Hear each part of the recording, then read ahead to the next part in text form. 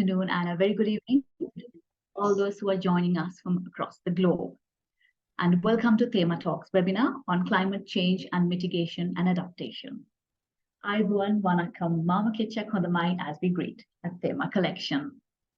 Thema Talks is an initiative of Thema Collection, which aims to provide a platform for experts and participants to discuss on sustainability-related topics and share their knowledge and experiences.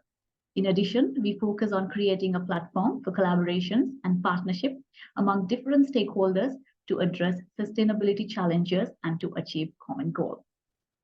And on our webinar today, Climate Change and Mitigation and Adaptation delves into the intricacies of climate change, exploring its impacts and showcasing success stories from projects dedicated to climate change mitigation and adaptation. To give the opening remarks to the session, I invite Mr. Maxim Vikramasinghe, Director Marketing and Business Development at Thema Collection. Over to you, Maxim. Hi, good evening, good morning, or whatever time it is to whoever's joining. I'm not going to take too much time because I think we have a really interesting session, but I think we're very privileged. I think for us, it's the first time actually we could partner up with Asita and Romain, who are based in Australia. So I mean, it's very much, as Jani said, part of what we want to do. We want to try and grow this and bring in people to our community from all different countries, different walks of life, because I think there's a lot we can definitely learn, sharing ideas, understanding how things work in different countries. And today is going to be a very interesting session because we've got two amazing speakers as well as Ashan, who will be joining us on the panel today. So I just want to, just take some time to introduce the speakers as well as the people who will be joining us. So we have Asita, who will be Asita Samaravikrama, a good friend of mine, as well as a fellow Sri Lankan, but who is in Australia now for I can't remember. I think Asita will tell you how many years, but he's been doing some amazing work there in the field of conservation. He's an environmental scientist at Detection Dogs for Conservation, and I'm sure he'll tell you a little bit more about what they do there. And it's going to be a very interesting session. We also have Dr. Romain, a research fellow and director for Detection Dogs for Conservation. Unfortunately, she couldn't join live, but she's recorded a extremely interesting presentation for us. And of course, we have our very own Ashan, who will also be talking about Sri Lanka and the Sri Lankan context in all of this. Yeah, I'm very excited. I think it's a very timely and very important topic that we have to discuss. I think we all definitely see that there are changes to climate and we definitely have to learn to adapt. At Thema as well, we are doing certain things to be able to adapt to this, which I'll come on later on and speak about it. But yeah, for now, I'll just hand it back over to Jani and start the formal proceedings of the session. Thank you very much, everyone who is joining. We really appreciate it. And, if there's any questions, of course, please do answer it. It's a great pleasure for us to be sort of going global and getting in speakers who have experience and amazing experiences internationally to come into this platform.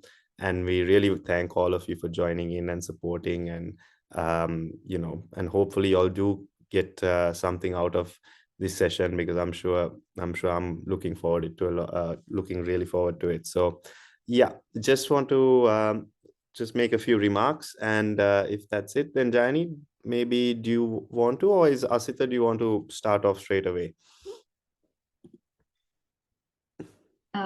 Yes, so we will be having Asita Samaravikrama, environmental research scientist, who will be giving the keynote speak today. Asita, over to you. Thank you, Jani. See my screen and hear me all right? All good, Asita. Thank you. Again, firstly, hi everyone. Thank you so much for being here. My name is Asita. I was born and raised in Sri Lanka, like Maxim said. And now I've been living in Australia for the last 11 years, working as an environmental scientist. So currently working with the Detection Dogs for Conservation with Roman, next speaker. So She'll talk a little bit more about the work that they do, but I want to begin by saying a big thank you to Maxim and Ashan for inviting me here. It's a real privilege to be able to come and talk to you guys, and of course, all of you guys for joining us here, wherever you are in the world. So I've got the very easy task of summarizing climate change, human-induced climate change, in a quick 10-minute presentation. So I'm going to start off with a quick overview of what I'm going to talk about. So I'm going to talk a little bit about greenhouse effect and the greenhouse gases, and then how burning fossil fuels is enhancing the greenhouse gas, enhancing the greenhouse effect, causing human-induced climate change. Then I'm going to move on to distinguishing between weather and climate, and look at how carbon dioxide, which is a greenhouse gas, influences temperature changes.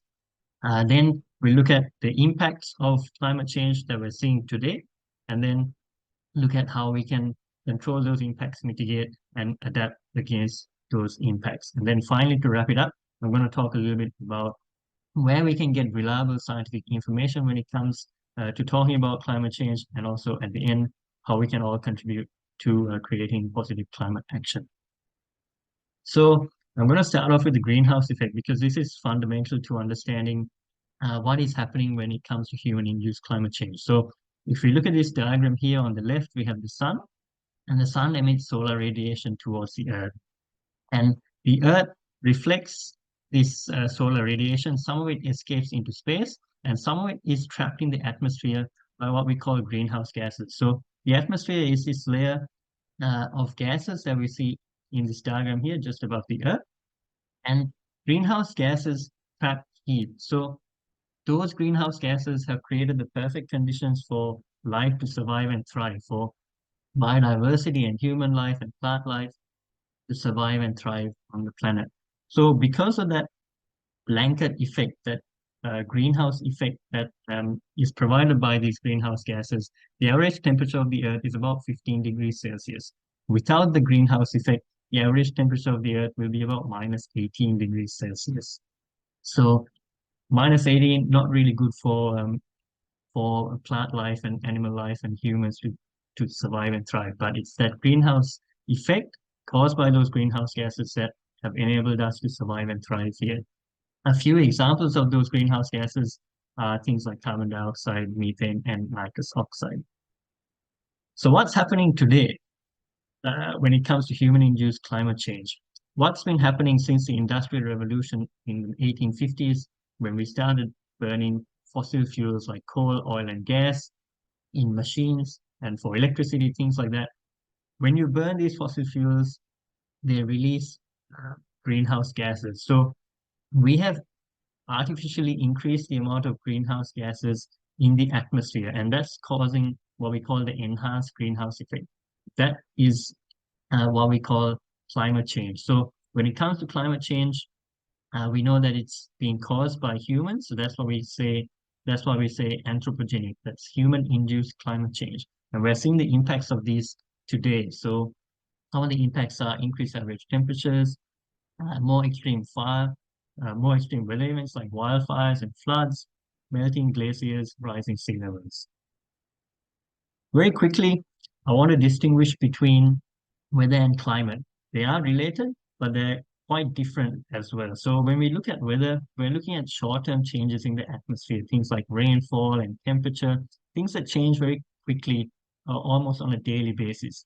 And these changes in the weather influences what we do as humans. So for me, when it rains, it sucks because I can't play cricket outside. When it's too hot, you can't walk your dog, things like that. When we talk about climate, we're looking at long-term averages, long-term changes in the atmosphere. And by long-term, we mean about 30 years or more. So it's basically average weather conditions over time. And I said weather and climate are related in that changes in the climate changes in weather patterns. So they can influence extreme weather events, cause things like sea level changes, species distributions where animals are found, and changes where pests and disease are found as well. So carbon dioxide is one of the main greenhouse gases that we see and measure in the atmosphere. And this graph is showing us how carbon dioxide concentration is linked to changes in temperature. So on this graph, we have carbon dioxide concentration in red and then temperature in blue over the last 800,000 years. People always say, oh, the climate has been changing for so long, and that is correct. So we can see changes in carbon dioxide concentrations over time. And then with that, we're seeing changes in the temperature as well. So usually when carbon dioxide concentration increases, temperatures also increase and vice versa. If you come all the way right to the end of this graph, zero is pretty much today. So this exponential rise in the carbon dioxide concentration in the atmosphere has happened since the 1850s when we started burning fossil fuels in machines since the Industrial Revolution. And this kind of rapid change has not been seen in the last 800,000 years. And at the moment, as of 2023, we had 419 parts per million.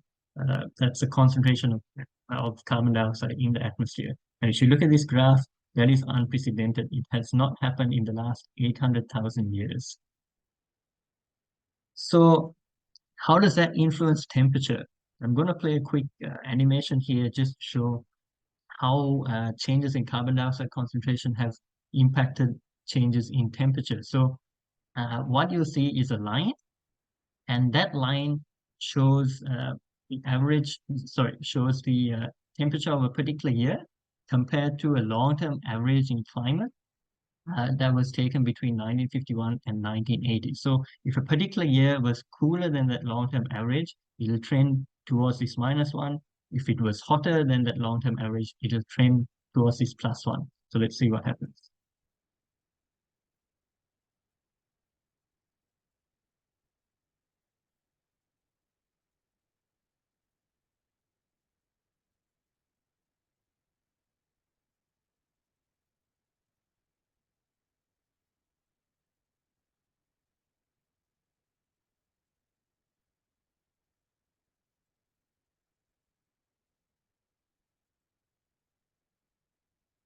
So you can see closer towards the recent times, we're getting much more higher average temperatures globally compared to that long-term average between 1951 and 1980. In fact, the last 10 years have been record-breaking years in terms of the warmest years. And last year, 2023, was the warmest year on record since we started measuring temperature with instruments, and it was 0.17 degrees Celsius warmer than our previous record, which was 2016. So I went through the news, through some news articles and scientific articles, and picked out just a few headlines in just the last 3 months, December, January, and February. And this is what I found. 2023 smashes the year for hottest temperatures. 1.5 degrees Celsius threshold will be broken this year. Extreme weather events, global coral reefs dying because of ocean temperatures rising, record-breaking floods. So this was just in the last 3 months that I looked at, and I'm sure you'd have seen a lot of headlines about climate change impacts. So how are we going to limit those impacts? What are we doing? What can we do? In 2015, all the countries got together at the Conference of Parties in Paris, and they came up with what we call now the Paris Agreement. And in the Paris Agreement, countries agreed to limit the increase in global average temperature to well below 2 degrees and try their best, try their hardest to keep that temperature increase to 1.5 degrees Celsius. So how are we going to do that? It's through mitigation and adaptation strategies. So I'll just compare those two, and my friends and colleagues will talk a little bit more in the talks following me about little projects that are happening across the world to mitigate and adapt against climate impacts. So mitigation basically talks about preventing or reducing greenhouse gas emissions and storing carbon in things like the soil and in plants. So examples include planting trees and reforestation, reducing our fossil fuel use and switching to renewable energy, electric transport systems, things like that. When we talk about adaptation, we're talking about changing our behavior to minimize the impacts caused by climate change. So, like I was saying, we are already seeing the impacts of climate change today. What can we do? What can we change to minimize those impacts? So examples include things like building seawalls, improving our water storage, building resilient food production systems, and things like that. Finally, we have access to so much information through the internet today. It's really difficult to distinguish what's correct, what's reliable, what's unreliable. So I made a quick graph of what we can use to get reliable scientific information about climate change. So ideally, we should be going to peer-reviewed scientific journals for climate science and any kind of science in general. But as a scientist, even I don't read a lot of these, quite boring. But we have things like scientific agency websites like NASA. The conversation is really good. They put scientific journal articles in a very easy to understand format, and news websites, reliable news websites like The Guardian. Please don't look at YouTube and social media, WhatsApp group chats for scientific information. A lot of the people on social media are not experts in science. They don't really know what they're talking about. So please don't rely on them for reliable and scientific information. And then finally, what can we do what can all of us do to mitigate and adapt against climate change? So you guys have taken the first step by being here today. Thank you so much for being here. And again, really want to thank Maxim and Ashan and everyone at Thema Collection for doing a really, really amazing job when it comes to having a positive impact on the planet. I've just listed a few things here that you can do. Again, thank you so much for coming, and I look forward to hearing from you later on in the questions. Thank you.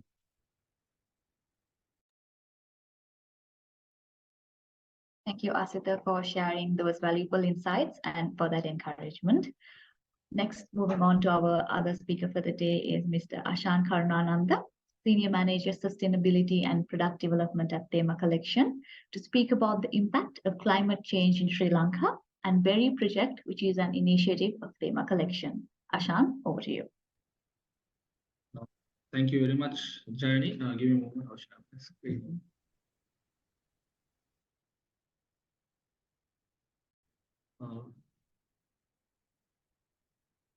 I hope the screen is visible to everyone.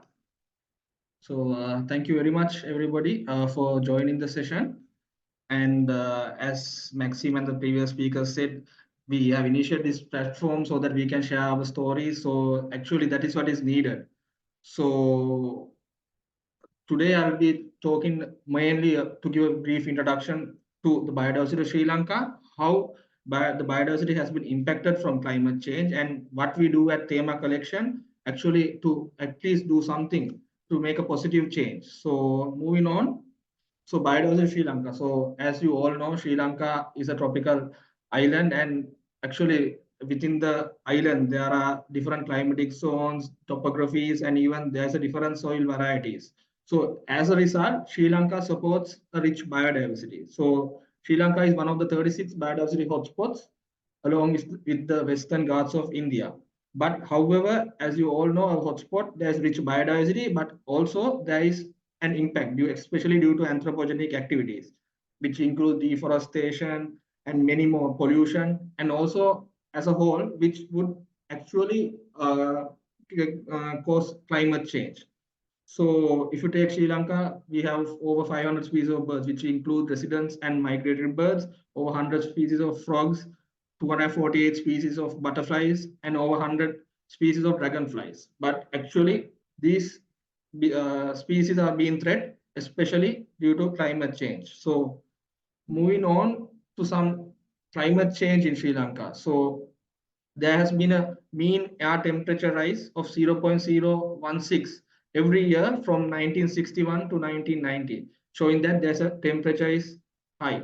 And it's predicted that it could be rising from 0.9 to 4 degrees by 2100. So, and the annual precipitation has dropped by 7%. So these are a few of some of the facts. And also Sri Lanka has been ranked 4th and 2nd in terms of climate risk in the Global Climate Change Index during the years of 2000 and 2019 respectively.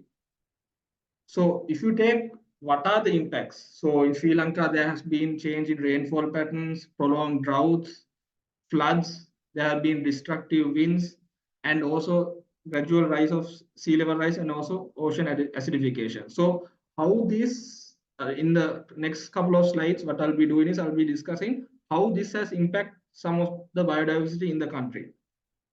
So due to the temperature rise, so I have gone through some research articles. So there have been a mass deaths recorded in New especially the endangered pygmy lizard. So actually, there is no such evidence that directly climate change has impacted, but in the research findings, they say that climate change could actually result in this. So another impact which you can see is change in the rainfall patterns. So as you all know, due to the change in rainfall patterns, like when the rain gets limited, so these dragonflies, they usually live close to water bodies. So when this climatic condition changes, it impacts their habitats. And moving on, the prolonged droughts. So I have taken an example. So this will impact the butterflies. So for example, when there are prolonged droughts, the larval food plants, where these butterflies lay eggs and the caterpillar feeds on, it doesn't grow. So there are threats in these areas. So their populations might be disturbed. And also extreme winds. So you all know the amphibians, they live in rock surfaces and in moist areas. So when these winds grow higher, these habitats tend to get uh, dried up. So which would impact these species. So in Sri Lanka, what we have seen is over the past decade, yeah, we know that climate change is impacting, but actual research, factual research is one of the key things that we should address. So for example, how this climate change is impacting particular species. So this research must be conducted, and also what we feel is that engaging youth. So youth is the next generation in the country as well as in globe. So youths should raise voices in order to overcome it. So next few slides, I will be focusing on what Thema collection have been working on the past 4 to 5 years on how we have engaged youth in this field. So Thema collection, we have initiated the Berry project. Actually, it has been a concept of chairman Mr. Chandra Vikramasinghe and also Maxime Vikramasinghe, where we have initiated this, where we support local and international students to actually conduct research on biodiversity at our properties. So what we do here is we conduct research and support them in conducting research in the university level. And also we don't stop there. We also engage in building awareness not only in the ground level but in the international as well as in the scientific forums as well. And also we look forward for collaborating with like-minded individuals as such as this, where we have collaborated with our colleagues from Australia to share this knowledge with everyone. So as I said, so we focus on research which is conducted at our properties, and we are planning actually to expand this research work to our other properties and also with other organizations as well. And then, as I said, awareness creation. So awareness creation, there are two forms which we focus on. One, the scientific forum, where we publish our research in these scientific symposiums, as well as taking this knowledge in a simpler form. So what we have identified is that going to a village and talking scientific terms is not ideal. So for the local community, we take it in a simpler form. And also actually we collaborate with other organizations. So we have collaborated with the wildlife department and many other organizations when conducting this research. So here is some of the research that we have done. We have actually started research at a few of our properties, which is Tea and Experience Factory, Wild Lamp in Galloya, and Wild Lamp in Knuckles. And we have actually published over 25 research articles. And also in doing this, we have supported close to 50 to 60 university students in their final year research, especially focusing on biodiversity. So these are some few of the awareness creation workshops that we have done. And also we are actually to take this forward, what we are doing is we are planning of building a research center at Sigiriya. So this is also a very important project where we actually use waste materials to build this research center where students from other countries could come along with our students in Sri Lanka, and they could actually share their knowledge. Sharing knowledge from other countries is vital. So we are in the process of building this. So hopefully by the next 1 to 2 years, we could go ahead with this project. Before ending the session, what I would like to say is we actually engage in many other projects as well. We recently started a reforestation project in Sigiriya together with the forest department, and we are involved in many awareness creation sessions. So what I would like to say is I would like to invite everyone to follow us on social media channels, and also do write to us if you are willing to collaborate and move forward. So once again, thank you very much for listening. And if you have any questions, we can take in the Q&A session. Over to you, Jay. Thank you very much, Ashan, for sharing the insights of Thema collection, sustainability initiatives, and the CSR projects that as an organization we do to the society. Thank you once again. Moving to our next speaker today, I would like to invite Dr. Romain Cristastio, Research Fellow Director for Detection Dogs for Conservation. Unfortunately, Dr. Romain is not available to join with us live for today's session, but she has been very kind to share her presentation with us. So we are very happy to share her insights with you today.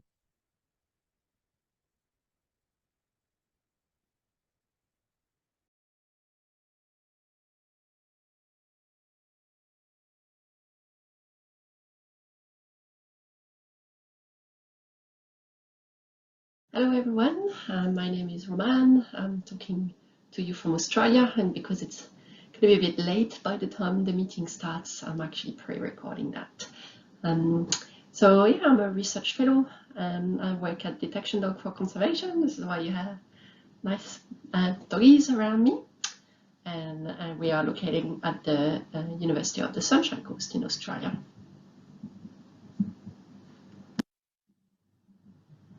So today I wanted to present to you some research that we've done. There's actually a master thesis that Asita presented and defended here at the university, and you're going to hear from him, or you have heard from him.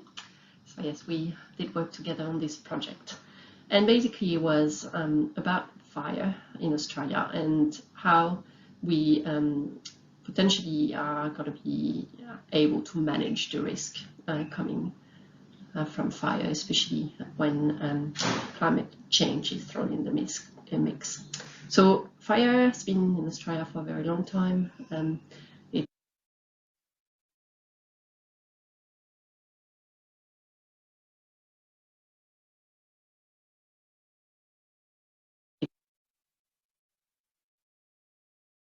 It's said that it's the most fire-prone continent on Earth, and has become more and more dry in the last 15 million years or so. And there has been human habitation. First Nation people have been in Australia for about 65,000 years of continuous occupation, and they have been managing the landscape for that amount of time. And especially one of the tools that they were using is fire. And that both has a consequence that a lot of plants and animals in Australia are adapted to fire, and also it has dramatically impacted the landscape. And so the Australia we see today is the result of 65,000 years of management by First Nation.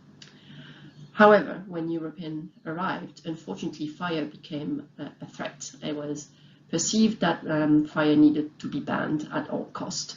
And unfortunately with that came as well the fact that First Nation were removed from the management of the land.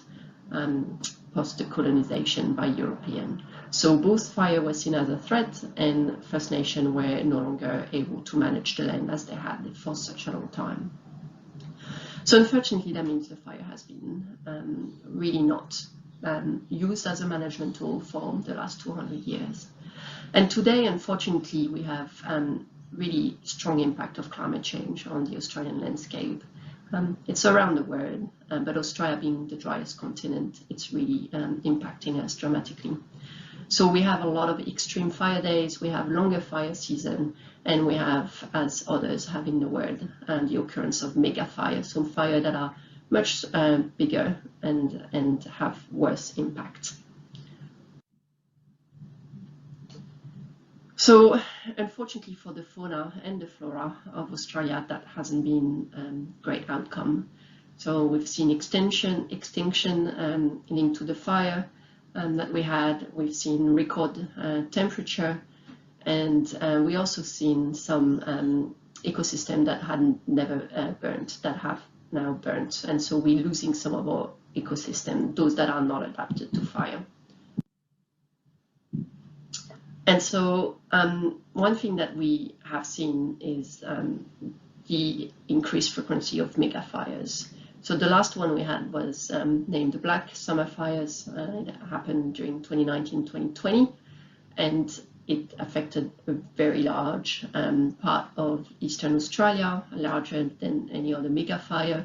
It released enormous amount of carbon dioxide, and that's problematic, of course, because then it's a vicious circle.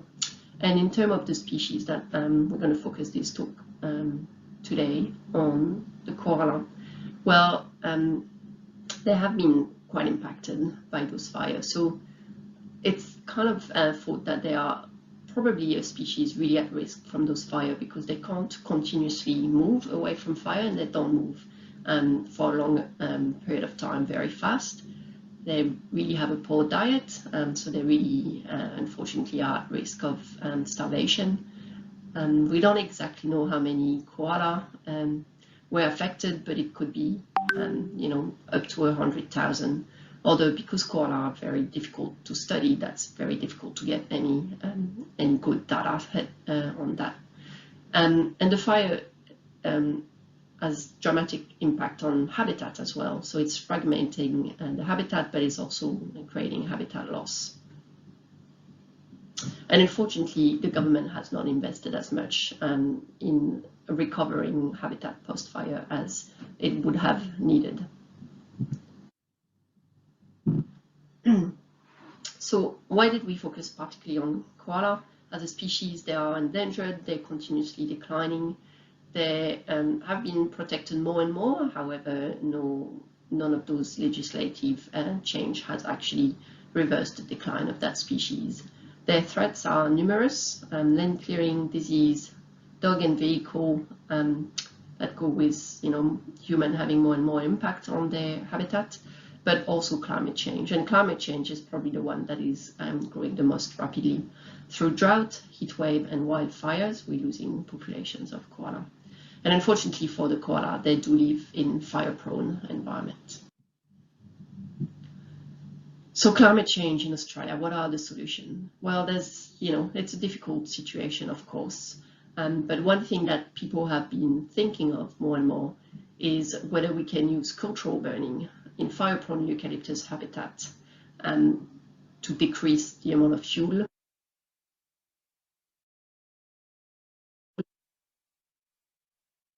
load in those forests and make them more resilient to mega fire.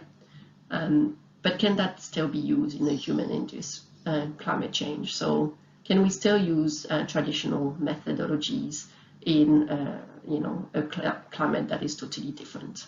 So that became our burning question. Basically, do low-intensity cultural burns impact koala density? Because that's really the first step. First, we need to check that the animals are not negatively impacted by First Nation fires, so what we call cultural burning, and then we can see whether it actually has some benefits as well. So where did we study this koala during a cultural burn research project? We were extremely lucky to be based on Minjerribah, also known as North Stradbroke Island. It's close to Brisbane. It's a wonderful country.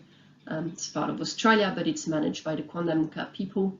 They have about 20,000 years of continuous occupation of this island, and the koala there are very strong.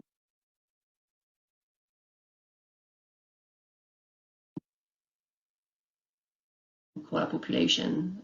They've been isolated for a long time. They're genetically distinct. They've got less impact of the disease that we found in other koala population, and as a result, from that protection from being a national park that is managed by Quandamooka people, and having no disease and a lot less human habitation, only 3 small townships, the major threat to that population is wildfire. And they are actively managed in terms of having cultural burns done in their environment. So we delivered the Jalo project on Minjerribah, which was really a collaboration between the Quandamooka people and the Department of Environmental Science, WWF, and ourselves at Detection Dog for Conservation. So what is exactly a cultural burn? So basically, it's a burn that is managed by First Nation, and it's usually more frequent but lower intensity than other control burn that other part of the Australian population is doing. And its aim is to be not reaching the canopy and also not reaching 100% of the ground cover, so patchy burning.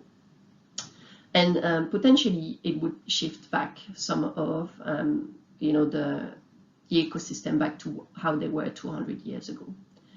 And one of the hypotheses of that cultural burning is that it would limit the impact of mega fires. That's why we're interested in them especially.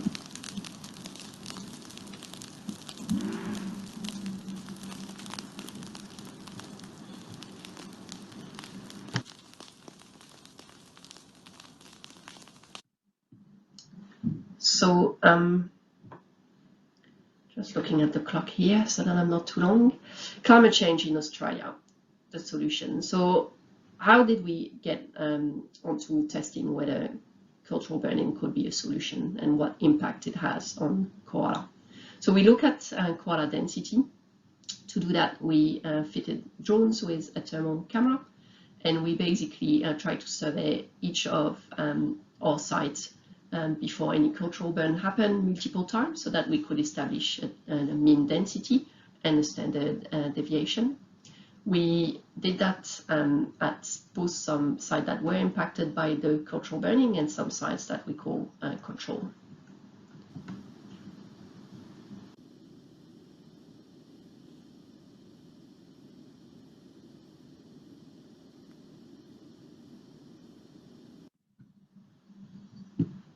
So here are some of the results that we found. So you have the density of the koala between the burn site and the control site that were not burnt. And you can look at the mean and the standard deviation of our koala density before in white and after in gray. And you can see that whether the sites were burned or unburned, we actually saw a decrease in all the density, but that wasn't different between the burnt and the non-burnt side. So that was a great outcome in terms of not having a negative impact on koala. And that really was used by the Quandamooka people to design their koala management strategy for future burns. So they now always try to have drone flights before, so that they know the size of the population, but as well, because sometimes there's a large population of koala, they also try to have vet and vet nurse as well as wildlife rescue group involved, so that they can actually walk the area that has burned and check that no koala were impacted negatively by it. And they really are gathering large resources to do this job properly. In the last burn, they had in ignition helicopter, 2 bombing helicopter. There's 8 organizations, 100 staff involved. So they are taking this very seriously indeed. So when we released the preliminary finding of our surveys, it gathered a little bit of media, interest, and we were really keen to basically promote the fact that this research would be really important to replicate across different ecosystems, because obviously what we found in one spot doesn't necessarily, is the same across the viability of ecosystem that we found here in Australia.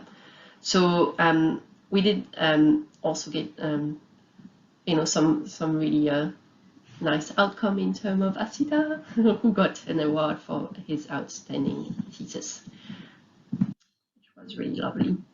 So basically, the koala has been moving from vulnerable to critically to endangered. So through vulnerable to endangered in the last decade, and we really don't want to see it classified as critically endangered. So we're really recommending that similar research is replicated across the entire range. Of course, we would like to see more funding and more cultural burns, so that we can see whether that actually does impact and prevent large wildfire in the long term, which is not what we were testing in this research. Some benefits that we do know are linked to cultural burns are mitigation of greenhouse gas emission, restoration of country back to traditional way of managing it. There's mental and physical health benefits as well as economic benefits. So those things we know are really great outcomes of more cultural burning. We would like to see, of course, more partnership between First Nation groups, fire manager, government, and all the stakeholders. So we are really lucky where we did this research in Minjerribah. There's a very great, community. There's a great partnership. Everyone is very supportive, but that's not the case across Australia. So obviously, we would love to see Minjerribah taken as an example of a way to move forward.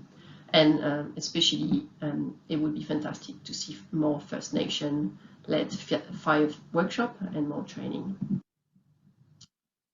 So summary of this talk.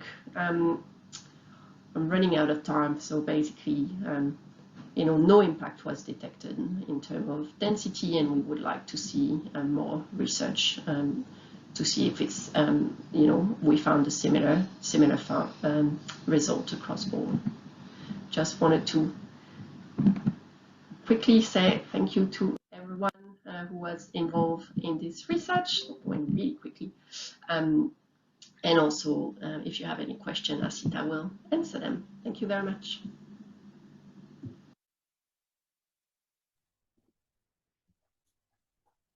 Thank you very much, Doctor, for sharing that knowledge with us. And to share more information on the projects and initiatives we carry at Thema Collection, I would like to invite Maxim Vikramsingh again to share some insight on that. Maxim? Thank you, Jani. Firstly, I think that is really interesting, I think, from Asita, as Ashan, and also Dr. Romain, because, I think it's, this is all what it's all about, learning, collaborating, and I think, even it's, really great to see that the work they're doing. Unfortunately, I don't really have much of a presentation, but I'll just run through a few of the things we do at Thema. So I mean, I think the first thing is, I think Janit also asked a question which was quite pertinent. The truth is, whatever we do has an impact. So even us with the hotels and all of that, we can't say we have zero impact. We can't say, and I don't think we'll ever have zero impact. For us, it's just about understanding what are our impacts and trying to reduce and mitigate them as much as possible. So I think, we've been thinking about climate change, carbon consumption for a long time, but it's a topic that I think in Sri Lanka is not really known in terms of carbon calculations, going carbon neutral, and it's not the most talked about topic, or is a big agenda, I think, for most companies as well. But I'm very happy to say that we've finally been able to actually move forward. So we've actually signed with the Carbon Collective, and we were very happy to work as well with the MDF, the Market Development Fund, part of Australian Aid, who's been very kind enough to help us out. And we will be, over the next few years, actually measuring the carbon impact that our hotels have. So this is definitely one of, I wouldn't say the first step, but it's a step for us to really understand the impacts we have and also understand how we can mitigate these impacts.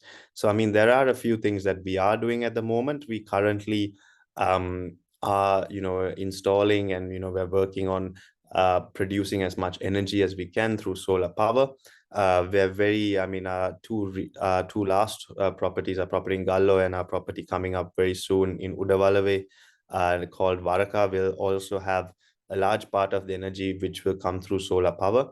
And this is something we're looking at expanding towards all the other hotels as well. We have already 3 hotels where we have a big portion of our energy coming through solar, and other hotels where it's a little more minimal, but it's something that we are actively working on. I think, in terms of the reducing the impact, we definitely see the impact as well with changes in climate, because we try to anyways be as energy efficient as we can with the way we create our hotels. We try to have least impact as possible when we create in terms of cutting trees, and also creating a conducive environment. We have amazing teams of naturalists based in most of our hotels that are really looking after the environmental impact that our hotels have, and also making sure that our hotels can be a safe haven for the flora and fauna of that region. And we have various projects in terms of butterfly gardens and different things that we are doing actually to preserve certain species within our grounds. So this is something I won't take too much time on. We are also, we are also looking in terms of reducing our carbon impact. We are also looking at, as how our sourcing. It's very important, I think, if you look at the global supply chain and the impact it has in terms of creating a carbon output, we're looking as much as possible to go local. This is something that's not only good for, I would say, us, but also our communities. I think it's very important for us to work with those who are around us. It reduces transportation and all the emissions that come from it. We're looking as much as we can actively to get as much as we can from the region, and whether it's our own organic gardens or whether it's farmers that are located next to us. We are blessed with such abundance in terms of fruits and vegetables. So it seems hard at the start, but it's definitely something that's we're doing. I think also to touch on, we've been working in the past in terms of restoration of coral reefs, but I think that's a place where we actually learned about the impacts of climate change, because we do, and we are still working on our coral restoration project in Pasikuda. And, unfortunately, what we found is that due to the rising temperatures of the sea, as well as acidification, and also quite flash floods that actually brought in too much sediments to the Pasikuda coral reef. So we actually saw through this project the adverse effects that it can have. We're still working and we're still fighting towards preserving our coral reefs and also restoring them as much as possible, or replanting them. We also, I think, as Ashan touched, we are very much keen on growing our berry project. And if there's anyone here that is interested in doing some research with us and willing to partner with us, we're very, very happy to have you all on board and help you all out as much as we can. Yeah, I think that's about a few of the things that we're doing. There's quite a few more other things, but I don't want to, take too much of time, because I did see there are some questions and we are coming to a close. Ashan, is there anything else that that you'd want me to touch on? I think that covers a lot of it. But yeah, so these are just a few of the things that we're doing at Thema, and it's like I say, it's always a journey, and we're always learning. And we're very happy for the this platform we have to actually learn and grow, and hopefully you all can understand a few things from it as well. That's okay, Jani. Maybe we'll go to the questions. Ashan, unless you have anything else to add to that. No, Maxim, perfect. We can go for the questions. There are a few questions. So, Jani, can you take it from here? Yes, sure. So we have one question for Asita. Asita, this is for you. What innovative strategies can developing countries implement to accelerate climate change adaptation efforts in the face of the increasingly urgent era of global boiling? You, Chalini, great question. Thank you. Something that people don't really realize is actually empowering and educating women and young children is one of the best ways to adapt against climate change. When we empower uh, women, it actually encourages them to have less kids, which has a big impact when it comes to climate mitigation and adaptation, and we're providing them with means to obtain an income through technology and education. So yeah, that's one of the biggest things that is happening in developing countries, and Sri Lanka can really get onto this. I'll also talk about a very important climate mitigation project that's happening in Sri Lanka as well, which is uh, one of the flagship United Nations Environment Program flagship projects, one of seven, and that's mangrove restoration. So Sri Lanka is leading the way in the world when it comes to restoring mangroves, and recently it's gained a lot of attention in the media. So Sri Lanka is doing a lot. Of course, we can do so much more, but yeah, that's just a few examples.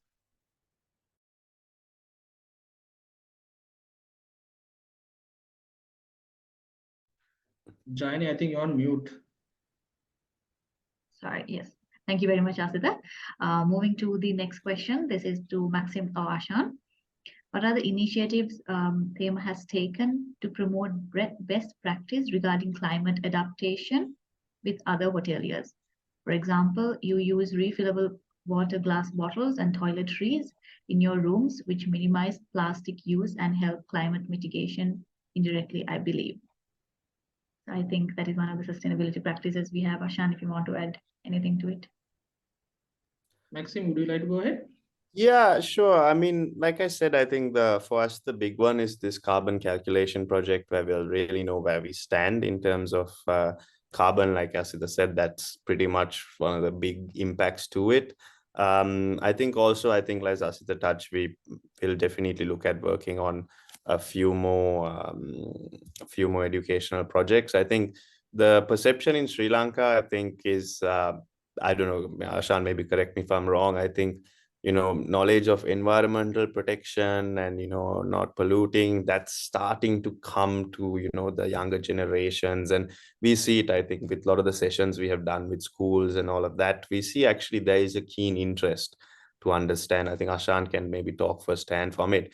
I think there's just definitely a lot we can do in terms of carbon, about what you call climate change and adaptation. I think in terms of adaptation as well, I remember, I think the Sri Lanka tourism actually did send out a survey a couple of weeks ago regarding what are the impacts currently, and I think it's something that we just definitely have to take to other hoteliers as well, and for them to understand. I think, like I said, it's a quite long road, so you can't expect everyone to overnight change, but it's definitely something that has to be done through education and also knowledge, because I think the lack of knowledge in Sri Lanka in terms of climate change and exactly the causes, the impacts, and how to mitigate are quite low. And it often with climate change, it seems like something that's almost a bit unachieved, like the changes you make can't really boil down towards the entire society. But I think that's very wrong, and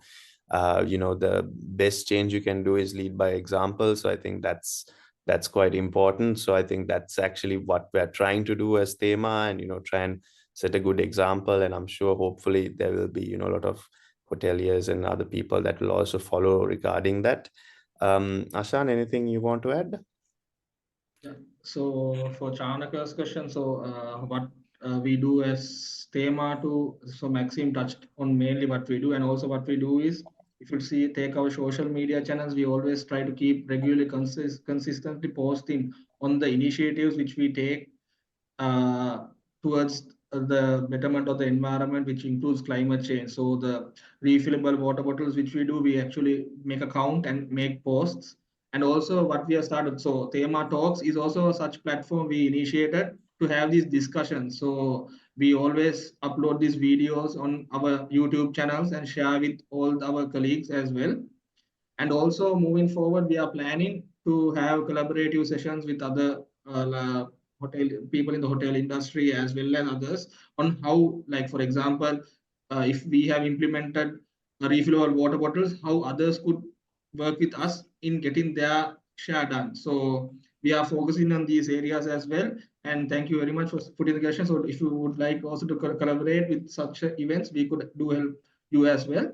And also just I want to touch on the question which Janit also had dropped on. So Janit, yes, with the tourism increasing, as Maxime said, there is a big impact to the climate as well.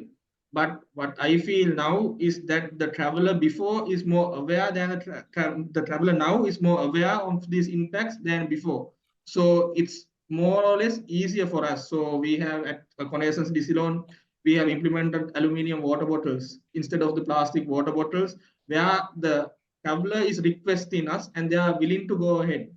And also, as Asita mentioned, Sri Lanka is a good location for mangrove restoration.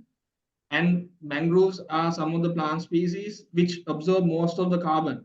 So we are in planning in like initiating new projects like plant a tree when you come back, when you come to Sri Lanka. But more focus, what we do is actually the monitoring. So no point of we say we can plant 1,000, 2,000 plants, but if they all die in just a matter of 1 month, it's pointless. So at Thema, now we are planning some ways in which we can actually implement successful projects in overcoming this.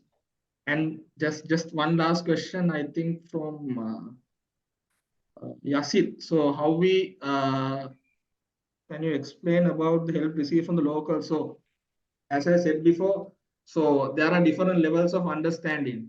If you take the international level, there's a mid level and the ground level. So the locals, if you talk about climate change, they would be they would be unaware of. But as I said, the work which you do at Berry, where we go to the locals and actually explain in much of a simple way. So no point of taking scientific terms, but in a simple way. I'll just take one such example from recent experience. So now some of the products like yogurt and Milo Milo in Sri Lanka, they have actually avoided the plastic straw. So, but when we discuss with the locals, they say that it's not something which is going to work. It's something that people had got some money from somewhere and they have implement this. So their mindset is that, but we should take some time and sit with them and explain. So what is the impact of climate change? By overcoming this, what benefits would you get? So those are the areas that we are working on. So that's yeah. I think over to you, Jani. Thank you, Ashan, Maxim, and Asita for answering the questions of our audience. It was a very engaging session. We have a lot of questions coming up from the audience. Thank you very much for sharing your knowledge. And that brings us end to the session. Unfortunately, the 1 hour has come to an end and we have to end today's session. So I would like to once again extend another round of appreciation to our esteemed panel of speakers today, Asita Samaravikrama, Dr. Roman, Maxim Vikramasinghe, and Ashan. Thank you very much again for coming on board today with us to share all these valuable insights and information with us. Thank you once again. So to the audience, I would like to say thank you for joining with us today. And for more information on our sustainability journey, you can visit www.themacollection.com and also follow our social media pages by scanning the QR code, which we will post at the end, where all our posts relating to sustainability activities and projects will be shown. And if you have any questions or would like to do a collaboration with us, please do send us an email to mgr.sustainability@themacollection.com. Once again, I would like to thank our speakers and we look forward to seeing you all in our next webinar again. Thank you.